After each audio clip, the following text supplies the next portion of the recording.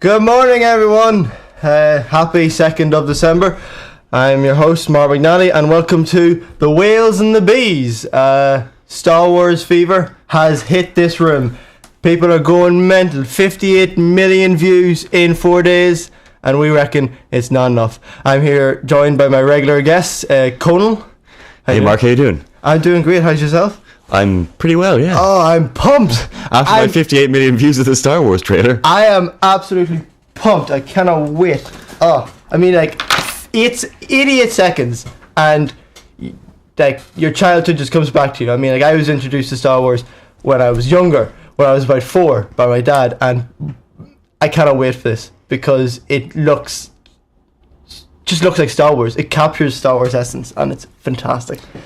And actually, would you want to play the trailer here? Yeah, let's play it because it's just like, I don't care if people can't see it. Just listen to it and remember. Do they get the sound from this? Yeah, no, they get the sound from this. That's great. Yeah, they should get the sound from this. Oh, it's just loading.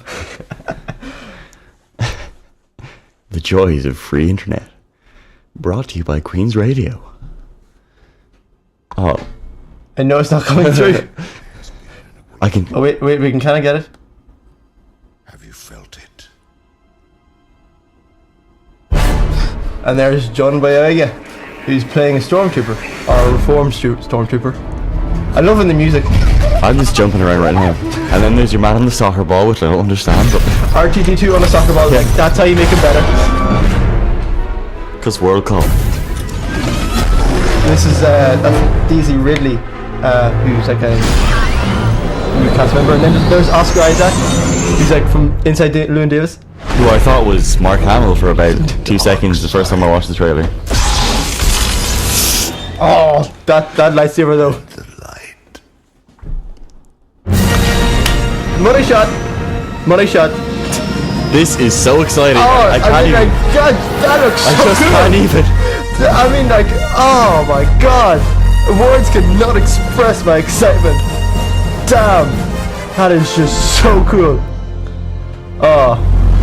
And there's been a lot of speculation as to who the voice of the trailer is, the narrator, and a lot of people were saying it's Benedict Cumberbatch because it actually sounds like him from Smaug, but it turns out to be Andy Serkis, who's one of the new cast members. He does have quite the range. I mean, if you look at Caesar in Planet of the Apes, and he's also done Gollum, so he does have quite a wide vocal range. So it's not surprising that he does stuff like this, and I'm just so excited by it. I can't.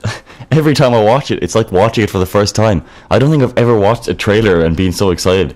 Usually I watch trailers and I'm like, right, okay, I'll watch that film at some point. But this trailer, I'm like, even if you don't release the film, I'm just going to keep watching the trailer. Come on. I mean, I think there's absolutely nothing wrong with the trailer itself. But the only problem I have with it is the fact that I think it's a bit too early. I mean, I think we could have done with a couple of stills, a couple of shots, like a couple of screenshots. But the fact that we got this class teaser trailer and it's still 13 months to go, like that's killing me. I'm inside I'm just dying because I want to hear it. I want to hear it now. I want to see it now. I want to see the finished film right now. Yeah, a year feels quite a ways down the line, to be honest. Quite the ways. Like, yes, I am super excited. I could not be more excited. And I'm sitting here looking at all the Star Wars posters hanging up in the Queen's Radio room. I hope the posters are in the same vein as that. Yeah, because this it makes me so happy. I wasn't actually around when they originally came out. Well, yeah. Yet I feel like I've just been attached to them for my whole life. Yeah, and they're seen iconic. them so many times. Yeah, they're so iconic. I had them recorded from their premiere on primetime television, brought to you by RTE down in the south, and I had the 3 of them recorded onto tape, like, and the amount of times I watched them, I'd sit through the TV ads just to watch Star Wars, and no moments, no regret in those moments.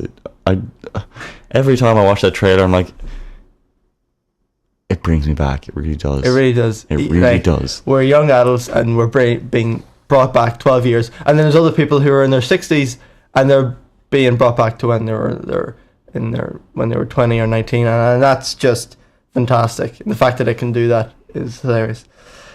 The lightsaber, and there's a lot of debate over the lightsaber. Like, there are people like, oh, it's a bit stupid, it's environmental hazard. Like, God, you're gonna cut your wrist with that. Come on. But in your opinion, like, what do you think? I think it was brilliant. I mean, both the look of it doesn't have that kind of like smooth. The poster just fell behind you. I was wondering what that noise was. That was intense. There's a hazard in here. We need more thumbtack. But anyway, back to the lightsaber. I really liked it, pretty much. I mean, you look at the original ones, and you know they were so smooth. They're crafted by the Jedi after many years of training, also by the Sith, but again, many years of training. And there's talk of I'm sure this isn't a spoiler, but just in case, be aware that this is what I've read anyway, and there was spoiler warnings on it. But there was kind of talk about the Inquisitors storyline, which is to do with like people with this kind of ranks of the Sith who aren't Sith exactly, but they go out hunting Jedi. And if it's going to that storyline, it definitely has the kind of the rawness of someone who couldn't properly build a lightsaber. You know, it's all jagged and it just looks evil, and the whole it looks unsteady and uneven and all that sort of stuff. The broadsword as well. Yeah, I saw it and I was like, because they had that whatever that kind of fake one. I don't even know what happened with that kind of the fake one that came out about 2 or 3 days before it, because there wasn't really any talk. I mean, it kind of happened and everyone was like, yep, that was the thing. There wasn't a lot of talk about it, and they had the black stormtrooper with the lightsaber, and I was like, that's cool. I mean, like the steel chrome stormtrooper. Yeah, the armor. Yeah, he had kind of steel kind of was so cool, and I was like, that's pretty cool. I mean, I know it's not the real trailer, but it's pretty cool. And then they came out with this, and I was just sitting there, and I was like, gotta watch it 58 million more times. Oh, I mean, like as soon as I watched it, I mean, I had to go to work when I first saw it, and I was just like, I took like 5 minutes out of work. I just had to watch it again and again. There was only one other person in the kitchen with me. That's where I saw it, and they were just staring at me, and I was jumping around, and they were like, "It's just Star Wars." And I went, "Just Star Wars? Like, what does that even mean? Are you my friend? Are you alive? Have you seen these films? Oh, I cannot wait." It was just, there was so much energy came from it, and I really didn't notice how much I missed the theme tune in this fake trailer. That poster, it just keeps falling down. And Wow. why choose right now? Of all the moments, the poster is chosen right now. Yeah, exactly. It had like 12 hours last night when there was no one on the radio, and yet it wouldn't fall down. But just trying to make itself noticed. The Force has affected Queen's radio room. But every time I watch it, I feel as excited as watching it the first time, and it kind of, you know, especially that scene with the Millennium Falcon. Yeah, and the music just... It was very, you could tell it was Abrams, but you didn't care. You were like, I mean, yes, I realize there's a new director, but he's doing it justice. He hasn't brought anything in that's insanely wrong with it. He's made it he's very well known really good. He's very well known for the lens flares, which I never find a problem with. Like, I like the two Star Trek films. It works in context, yeah. Yeah, it does work. But and if the lens flare would have existed in the new Star Wars film, I don't know what the response would have been. I don't think it would have been positive. Probably not. I mean, it's not something that's been a feature of any of the Star Wars films before. So to bring in something like that, you're bound to lose a couple of people if you're going to do that. So he has done a really good job just based on those 88 seconds, but he's done a really good job in keeping to kind of a very similar look.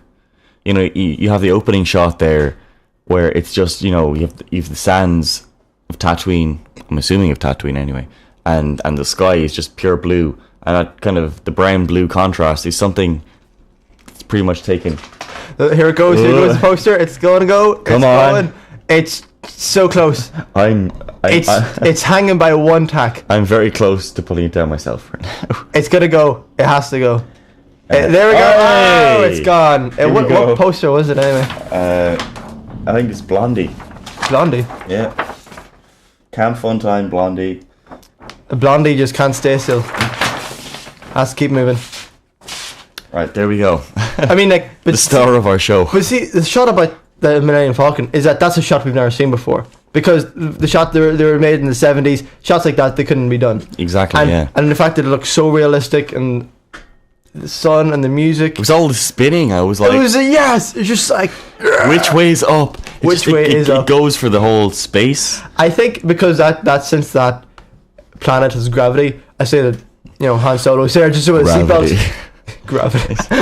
No, we're not going to talk Interstellar. about gravity. We're talking about Star Wars here. Yeah, no, I was thinking more Interstellar because the amount of times they said gravity, Interstellar was insane. But no, we won't talk about gravity or Interstellar at the moment. This is Star Wars. This is Star Wars, and nothing else matters. This is the biggest thing of next year. Who cares about Avengers 2? Who cares about 2 Pixar films?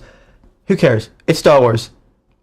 I mean, a proper sequel to the original Star Wars films of the 1970s and 80s hasn't come along in 30 years. The prequels, yeah, but they were Prequels. They were prequels. They weren't sequels. We won't say too much. They were prequels. That's They were it. prequels, yeah. Uh, And the fact that the thing about the prequels, they didn't have the essence of the original Star Wars trilogy. there was something, yeah, I mean, like it missing from them. yeah, I mean, like the original Star Wars trilogy was always about the rebels fighting the Empire, like this small minority hitting against this massive empire of power and destruction, and then the original trilogy was all like the opposite way around. Yeah, it was just filling in the gaps for the sake of filling them in. I mean, But yeah, I've watched them and I've enjoyed them, and Yeah. I really liked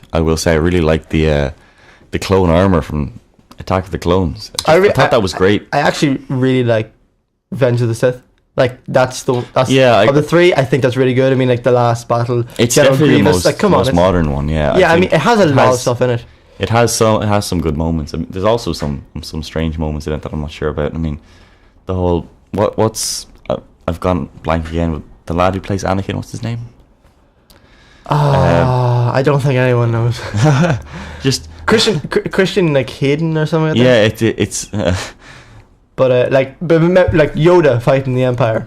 The just Emperor, sorry, the Emperor. the whole that Yoda battle and the jumping on the shit, and I was like, Yeah. so cool, it's so Yeah. cool. But it would have been even better if they had like the puppet.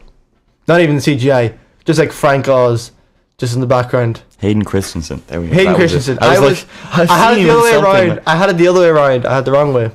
Damn. I mean, he was better than he's been before, but he just has a strange way. Him and Tobey Maguire are my actors of kind of strangeness. They act, and yet you're like, you're doing something really weird. And I just think, especially Tobey Maguire, he just has this. I know we're going off track here, but there's kind of they're like when slimy feel. If you see him, yeah, it's Spider-Man, and he's like, yeah. you've got several chins, man. Sort that out. he just always looks like someone dunked him in a bottle of water, a bucket of water. It's really weird.